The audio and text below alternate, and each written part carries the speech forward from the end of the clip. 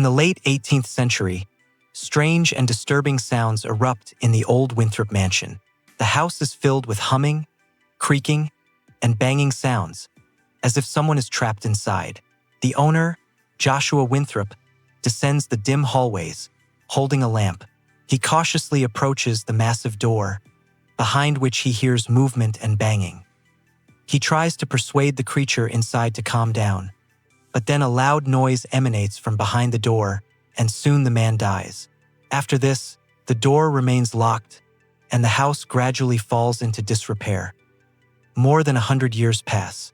In our time, in a cemetery next to this old house, 3 university students, Randolph Carter, Howard Damon, and Joel Manton, discuss stories of the supernatural.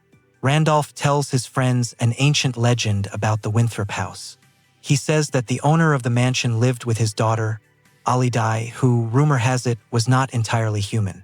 People said she was born deformed and isolated from the world. After Joshua's death, the house was empty, and her body was never found. They said she was still there, and no one dared go inside. Randolph finishes his story, and his friends see the house nearby.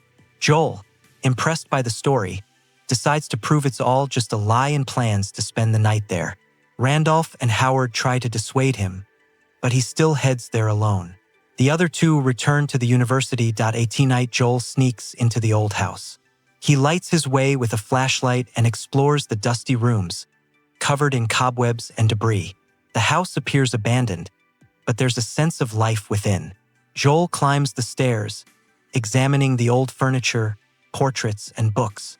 At some point, he hears a sound behind the wall, and soon the house begins to move. He tries to figure out where the noise is coming from and approaches the door behind which, according to legend, Alida was locked. After this, the house falls silent again. Some time passes. Howard notices that Joel hasn't returned. He goes to Randolph to tell him. Randolph decides they need to check the house and take some flashlights. Meanwhile, a group of other students, Bruce, John, Wendy, and Tanya, decide to spend the evening near the cemetery.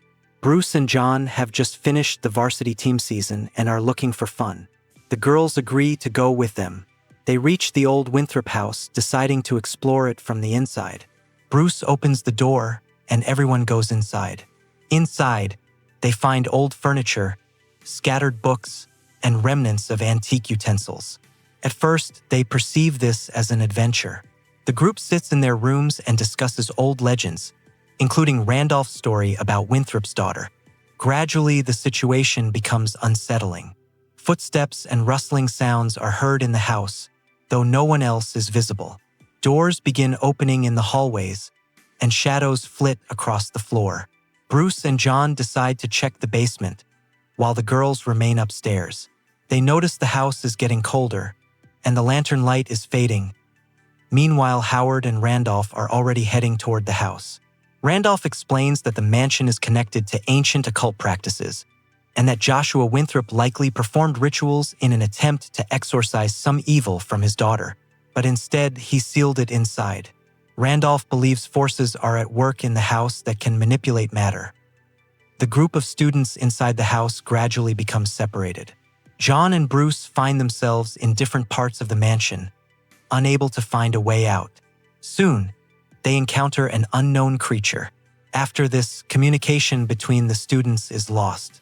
Wendy and Tanya, remaining upstairs, notice that the door to the room has slammed shut and won't open.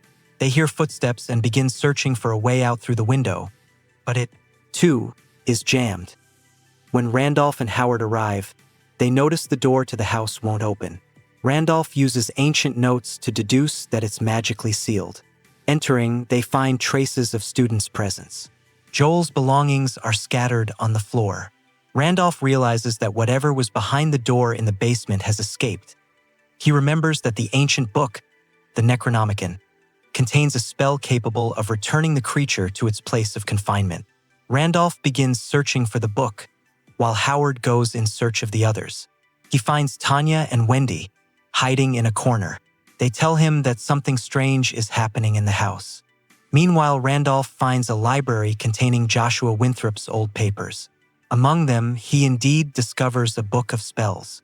He begins reading the texts and notices a mention of an underground passage beneath the house leading to the Winthrop family tomb. He realizes that this is where he can complete the ritual and stop what is happening. Meanwhile, the entity inhabiting the house begins to move more and more actively. It moves through the hallways, destroying furniture and walls. The lights go out, and the atmosphere becomes increasingly chaotic. Howard and the girls hide, while Randolph descends into the dungeon through an old hatch.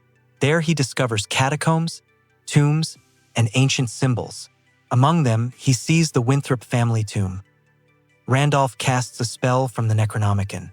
Meanwhile, on the surface, the entity begins to lose its strength.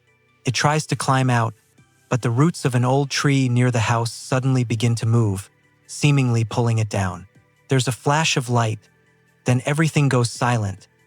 Howard and Tanya emerge from the house. They walk toward the cemetery. The house is left behind, half destroyed, its windows blown out. They pause to catch their breath. Suddenly, a hand rises from the ground and grabs Howard.